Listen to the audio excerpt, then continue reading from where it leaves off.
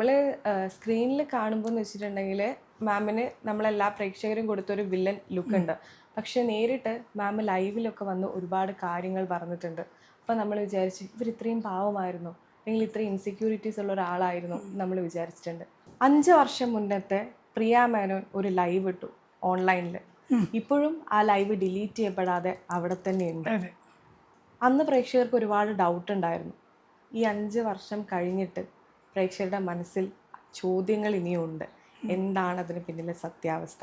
എന്തിനായിരുന്നു ആളുകളെ അറ്റാക്ക് ചെയ്യുന്നു, ആളുകൾ എൻ്റെ മേത്ത് ആസിഡ് ഒഴിക്കും എന്നൊക്കെ പറഞ്ഞ് പ്രിയ മേനോൻ അന്ന് ലൈവ് ഇട്ടത്? അതിന് സത്യാവസ്ഥ ഇഫ് യു ആർ ഓക്കെ നമുക്കറിയാൻ ആഗ്രഹമുണ്ട്. അത് ശരിക്കും പറഞ്ഞാൽ it was A very traumatic experience. ഞാൻ വളരെ ന്യൂ ആയിരുന്നു കേരളത്തിൽ.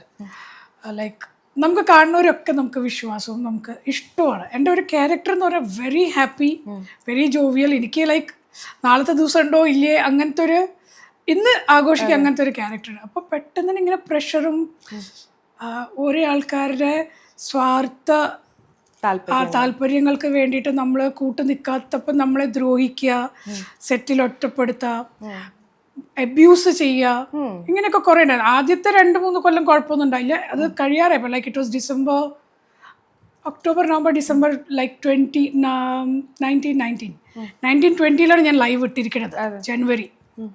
അത് ആ ടൈമിൽ ഇറ്റ് വാസ് ലൈക്ക് ഹൊറിബിൾ, സഹിക്കാൻ വയ്യാണ്ടിട്ടൊരു ലൈവാണ്. മെന്റലി അത്രയും പ്രഷറായിരുന്നു. മെന്റലി ഐ വാസ് റിയലി അതിൻ്റെ ഇടയിൽ ഇങ്ങനെ ചെറിയ ചെറിയ പ്രശ്നങ്ങൾ വരും, സോൾവ് ആവും, ചെറിയ പ്രശ്നം വരും, സോൾവ് ആവും.